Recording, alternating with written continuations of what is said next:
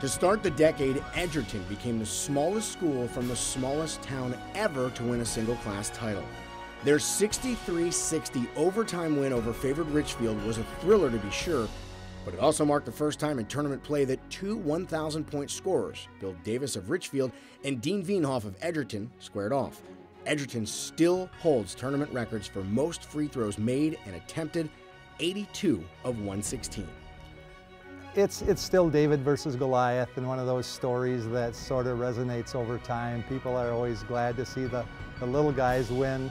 I always felt kind of bad because I remember coming onto the floor in the place he repped, and I remember Richfield and Austin coming onto the floor and the boos that really did rain.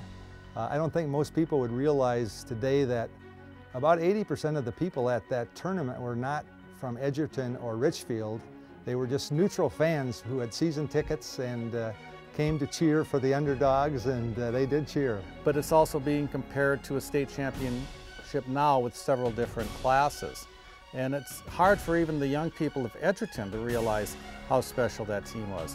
The Lake Conference won 6 of 10 titles between 1959 and 1968, with Edina's three-peat in 66, 67, and 68 highlighting the decade.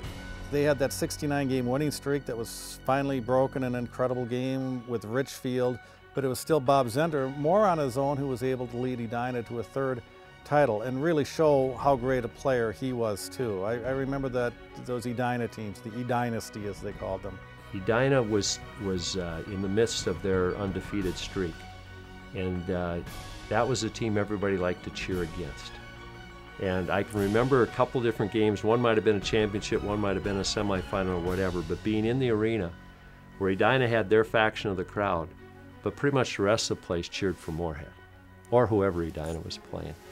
St. Paul Central, led by Leroy Gardner, Phil Rogers, and Jim Hill, became the first predominantly African-American team to compete in the state tournament.